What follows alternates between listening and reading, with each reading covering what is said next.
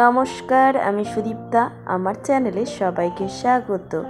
এখন আমরা বালাসর থেকে ভুবনেশ্বরের দিকে রওনা হয়েছি।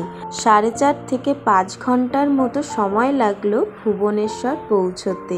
তারপর একটু ফ্রেশ হয়ে রেস্ট নিয়ে চলে এলাম লিঙ্গরাজ মন্দিরে।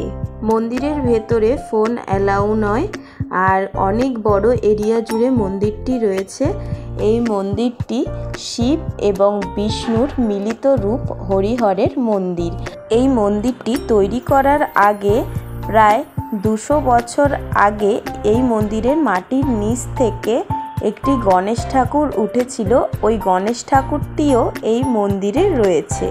মন্দিরে পুজো দেওয়ার জন্য চারিপাশে অনেক ডালার দোকান রয়েছে, ফুলের দোকান রয়েছে, ওখান থেকে ফুল টুল নিয়ে নিতে পারো। মন্দিরের ভেতরের মিনারটি প্রায় 180 ফুট উঁচু এবং মন্দিরটি দেউল শৈলীতে নির্মিত, যার 4টি ভাগ রয়েছে। সেগুলি হলো বিমান, জগমোহন, নাট্য মন্দির এবং ভোগমণ্ডপ। ভাগগুলোর উচ্চতা ক্রমান্বয়ে বেড়েছে। মন্দির চত্বরটি দেয়াল ঘেরা।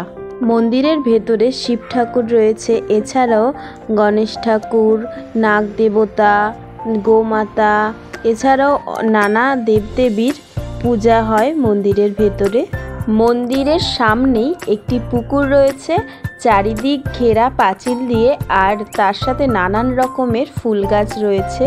লোকমুখে শোনা যায় এই পুকুরের নিচে নাকি 108টি শিবলিঙ্গ পাওয়া গিয়েছিল। আর মন্দিরটি খোলা থাকে সকাল 6:30 থেকে রাত 9টা পর্যন্ত।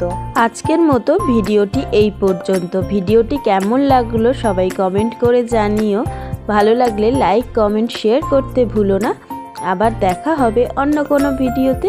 আজকের মতো টাটা।